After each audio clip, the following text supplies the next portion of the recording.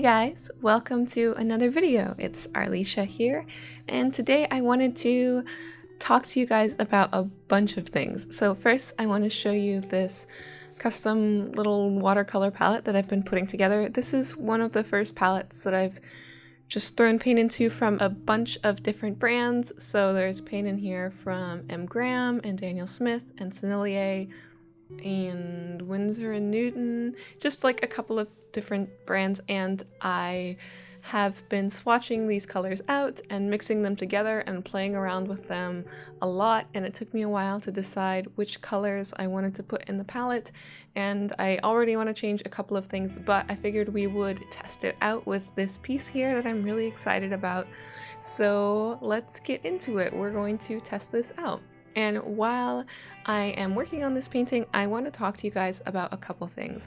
First of all, I want to tell you that this original, as well as several other originals that I have made in the past couple of months, are now up for sale. Yay! I finally launched a shop for originals. I've had my Redbubble store for a couple months now, but I haven't had a place where people could buy originals yet. So now this painting, as well as a few others that I've done, some from videos and some not from videos, are available on Ticktail, and I'll leave the link in the description if you guys would like to check any of those out. I know a few people have asked me if I was planning to sell originals at any point, and they're there now. I also wanted to tell you that for the month of April, this piece will be the high-resolution digital download image for my patrons on Patreon. So if you are interested in little perks like early access to YouTube videos and monthly sketchbook PDFs and updates on books that I'm reading or music I'm listening to and things like that, you are welcome to check out Patreon. Of course, please don't feel obligated to support me there, but I really appreciate the tiny little group of people that we have on Patreon currently. You guys are so supportive, and a massive thank you to the people who have checked that out so far. Also, I wanted to mention, I promise this is the last sort of promotional kind of thing, but there's a lot of things going on that I'm really excited about.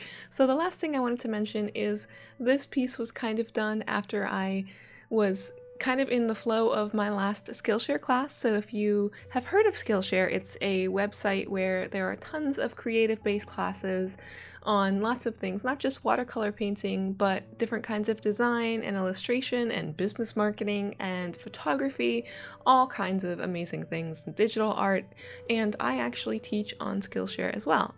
I just launched my 8th class on Skillshare, which seems crazy. So if you're interested, there is a link in the description also, where if you're not sure if you want to sign up for Skillshare's membership, usually runs for like $10 a month or so, there's a link in the description where you can try Skillshare out for free for 2 months. That's a link that teachers are able to offer to new students, and that also supports me as well if you use that link to sign up for Skillshare. So lots of little things going on and little ways to support this growing channel, and I just can't thank you guys enough already for the support that you've given me, whether it's just through watching videos, liking videos, or commenting or subscribing. All of that stuff means so very much to me, and I cannot wait to continue to give back to you guys and to do more for you and to be more engaging and just get to know you guys better and have you get to know me better. So it's exciting and it's fun, and I actually just put up this month's real-time video on Patreon, and that was one of the gouache eyes. I answered some questions that my patrons had left me and put up that real-time video, and that was a really nice experience because it was just a lot more casual, and I just talk a lot more about my family and my life and things that are going on, and it was just really nice. It was a really pleasant experience. So that stuff's there if you want to see it, if you want to check it out. You can if you want to. Okay, let's talk about this painting a little bit. So the three things that I really wanted to paint this time around was I wanted to paint a dog because I haven't done a dog painting in a long time. I wanted to do a portrait because I always want to do portraits, and I wanted to experiment with flowers again. So I thought it would be a good opportunity to put all of those things together into one painting to kind of test out this palette. So the dog that I'm painting is a pharaoh hound. I really love dogs with long snouts, and I was kind of in the mood to paint something with upright pointed ears. So the pharaoh hound was kind of like a perfect match for that. They have this beautiful golden coat color that's just like amazing to me, and I thought that that would work really well with some pink peachy sort of skin tones for our portrait, for our character, and also some nice pink and brown flowers and things. So that was really fun. It was really interesting working with this palette of mixed brands of paint because I could tell how differently some of them were. Like some of the paints, like the M. Graham paints, were super juicy and super moist, and I had a lot of saturated pigment right away, and I could tell when I was reaching for a paint that was a Sennelier paint because the colors were much more subdued and softer and glazed extra well. So it's interesting because I have a range of colors that I'm pretty happy with for the kind of work that I like to do, but because they're so different brand by brand, they still work differently, but I'm enjoying using them together, and I'm excited to continue to learn just how these paints are different and how they work differently. Somehow I missed recording the background layers. I don't know. I don't really know how that happened. I think the camera was on, and because I was looking at the viewfinder, I was looking at it, and it just wasn't recording. Oops, sorry. But it was just kind of some flat layers, some flat washes. And then at this point of the painting, I was realizing that it kind of looked like this floating dog head was maybe growing out of this person's shoulder. So I decided, and I knew that I wanted to do this already, but I went in and added a bunch of loose foliage and some like leafy shapes and added a bit more flow and energy and wispiness to the piece. So that was really fun.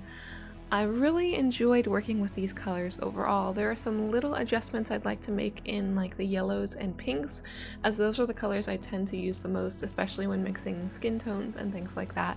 But there are some colors that I'm really happy to have all together because I don't have some colors in every brand. So when I'm working with my Daniel Smith paints, there are some colors that I don't have, or when I'm working with just a particular brand, I miss colors that are from other brands. So this was a really fun experience to kind of have them all together and work with some of my favorite colors from different brands and put those together. So that was really, really fun.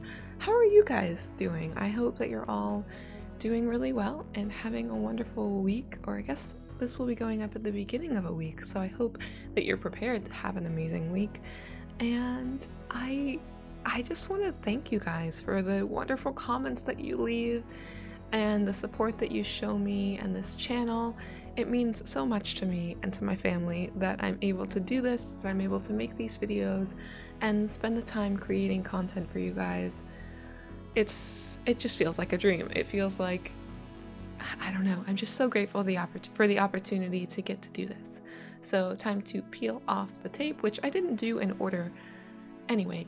Little tip for peeling tape: it's easier if you actually warm up the tape ahead of time. So you can use like a heat tool or a hair dryer, and if you warm up the tape, it kind of loosens it up and makes it easier to peel.